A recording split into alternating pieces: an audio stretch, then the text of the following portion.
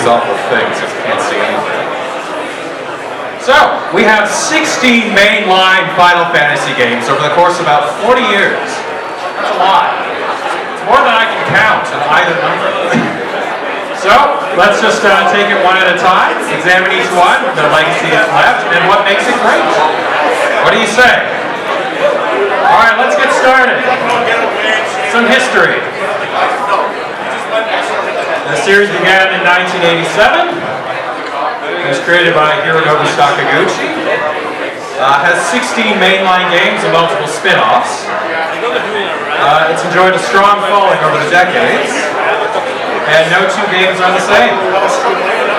In conclusion, the series is great and you should play it. That's my presentation. The end.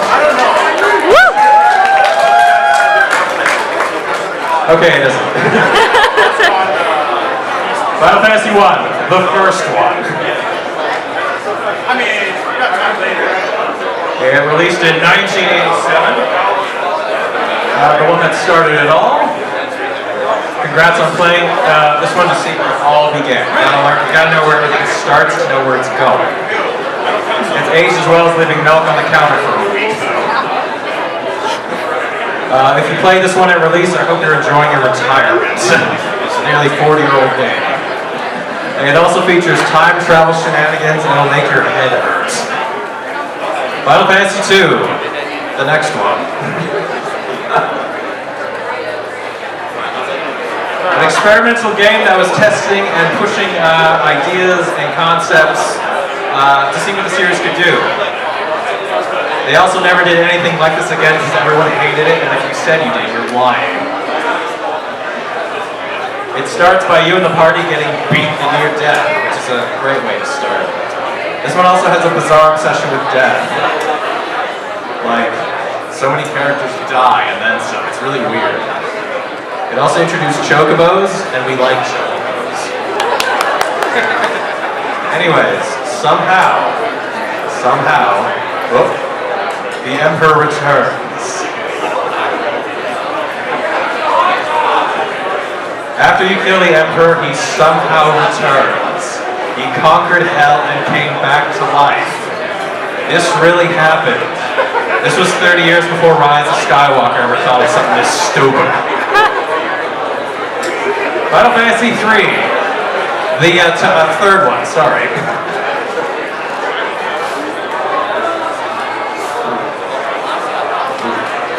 The one that is really, really hard. Like, you're gonna get, like you're gonna get pounded into the dirt and say hello to the worms inside the dirt. That's how hard this game is. Anyways, the Crystal Tower in that picture is the bane of your existence. You say you liked it, you're lying. Even the developers of the game have admitted, yeah, we might have gone too far on this one. It also introduced the world to Moogles, and we like Moogles. So many Moogles, and they're cute, cuddly, wonderful. Final Fantasy IV, the first good one. Final Fantasy game with a real story and actual character.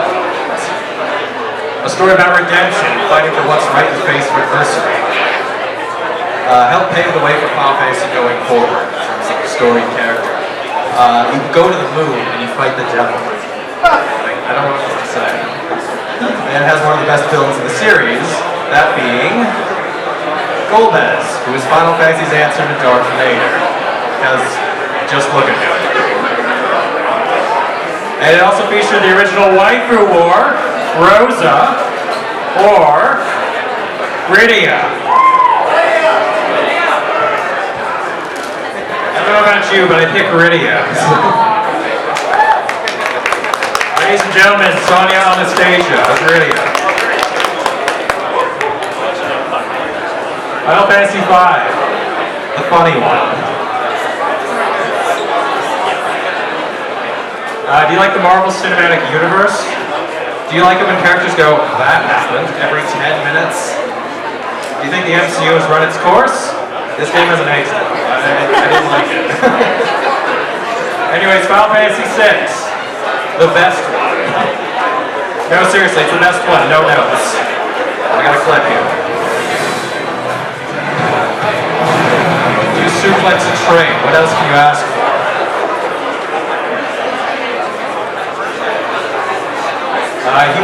characters, and they all get substantial development. Some of the best music in the series, a story about finding something worth living for in a world devoid of hope, also known as 2025.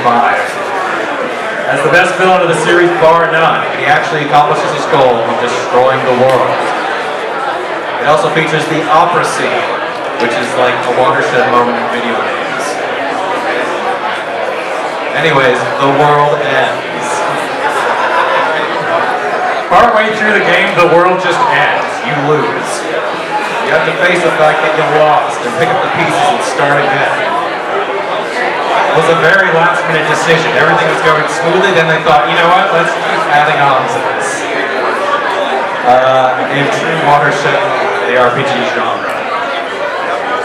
Something worth fighting for. Alright? And it also features, arguably, the best couple in all of Final Fantasy, Locke and Celeste, for life. Ladies and gentlemen, Breathe Life cosplay. Final Fantasy VII!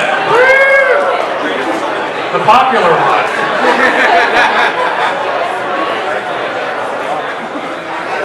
The best-selling one.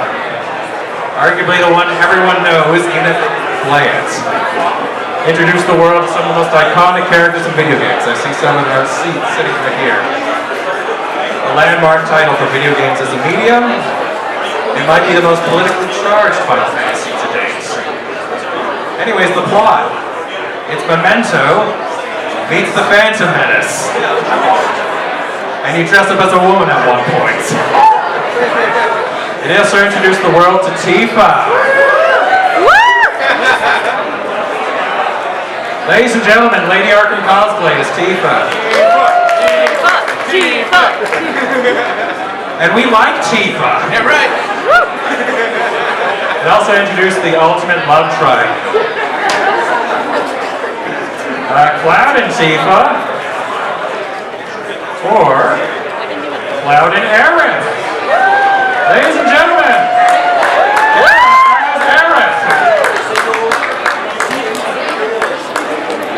Such a hotly debated topic that, like, even Batman himself can't decide. Like, she's like a really kind girl who has this superpower. It's like to heal everyone and make them those.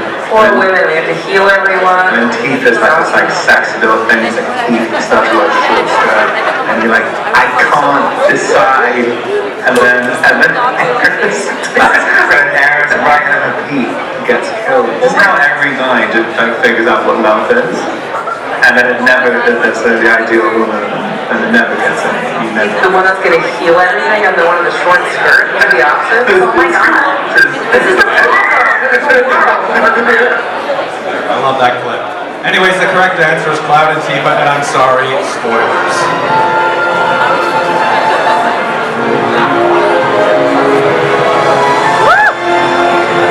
I was through the roof when I first saw that. It's well. It also got a remake and a rebirth. Oh, I don't know what a rebirth is. Anyway, it's Final Fantasy VIII. The divisive one. I heard some boos in the audience. Anyways, it's the one that Ben Starr loves to death. The short answer is and always will be Final Fantasy VIII. We'll talk about him in a minute. The one you thought was a sequel to 7, that's why it sold so much. The weird as hell junction system that no matter how much you read up on doesn't make any sense. But once you figure it out, it breaks the game in two. It also has the most insane ending imaginable. Like, imagine the time travel shenanigans in the first one cranked up to 11. It also features, it was the first one to have a full romance.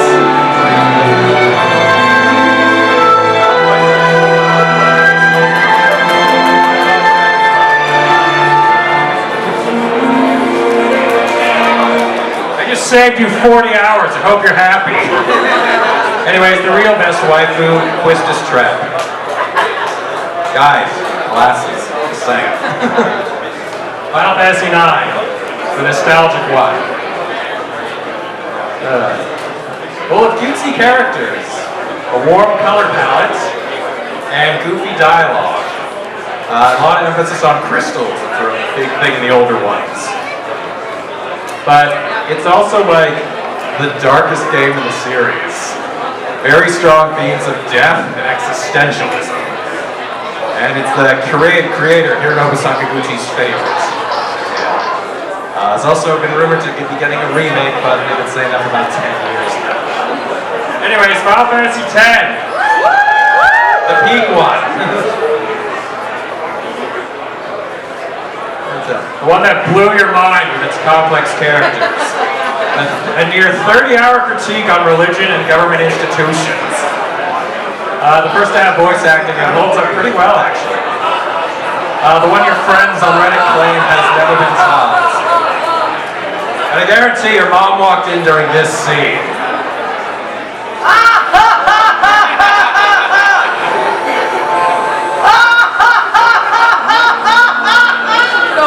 You, but that's kind of peak. Anyways, Final Fantasy XI, the first online one, or as I like to call it, the Yellowstone of Final Fantasy. A lot of people play it, but no one ever talks about it. Much like Yellowstone, it's 30 seasons and 10 spin-offs. Good luck finding someone who's ever actually played it. It's been shut down on 2 consoles and still remains active on PC. And there was a report last month, it still had like 120,000 active players or something. So obviously it has fans. I've just never played it. Final Fantasy XII, the one that's basically Star Wars. No, seriously, the plot is just A New Hope. Balthier is British Han Solo with gender-bent Chewbacca, Fran, who looks like a Playboy bunny. I have it on Instagram. The lead character, Vaughn, has no bearing on the plot. So much so I don't even have a picture. It's really weird. It's also Xenoblade before Xenoblade. I'll show you on your own. Final Fantasy 13! I know. The hallway. I know. Oh, Your name is Stephanie, right? Stephanie. The one that's a giant hallway for 40 hours straight. Yeah, it's your name. Every character feels like a parody of their respective archetype. For some reason, it hasn't gotten a remaster. You have one friend who claims this game is a masterpiece. I assure you, it isn't. I played it twice already. Anyways, the character's footsteps are really loud. You're Nicole. Like, really loud. I feel like you're just I know.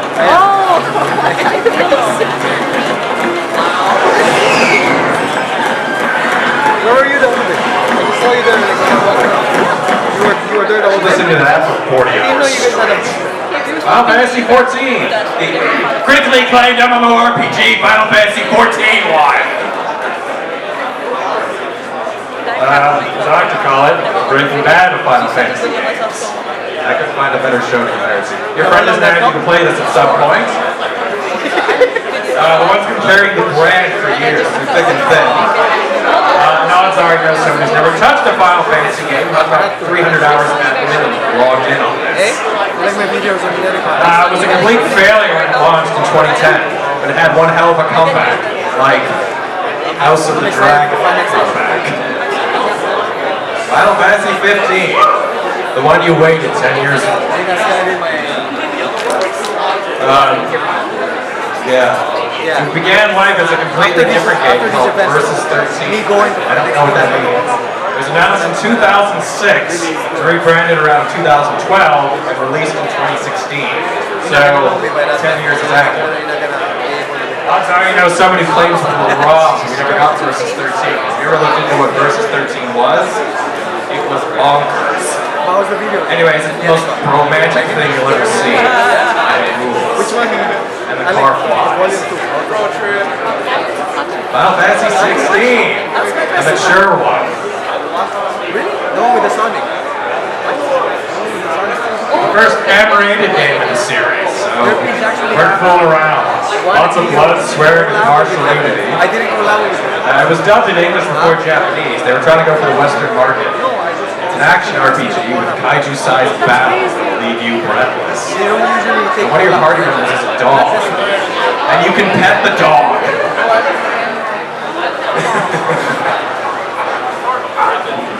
I swear, that's like 50 hours of gameplay right there, just petting the dog. Anyways, you fight Bahamut in space. Look at those fancy. This is just They like, didn't call her properly. you're in space. What else can you ask They for? like it.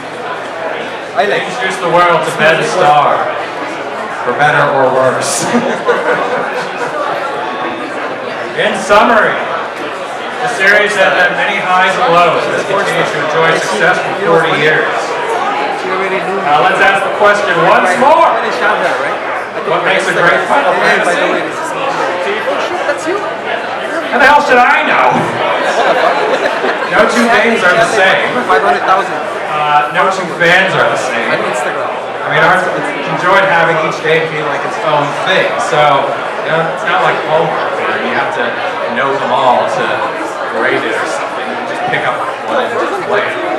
Yeah, oh, It's all subjective. she looked the best there. Who am I to say what constitutes as? I had to chase her. You may never know what you're going to get. It's like a box of chocolates. Yes, white chocolate is still chocolate, I say. I don't know what it is. It's there to make a case for why any of them are great, except 13. I'm talking about. Oh yeah? Anyways, the end. Watch this. For real this time. Last year. The answer is Final Final Fantasy VI. Also, we'll be having a photo Final Fantasy meetup at my booth, Capes and Chaos, at 3:15. That's just out there in the hallway. So yeah, come say hi to us. Guess what's that? Filming. That's Guess it. who I'm filming? Back out.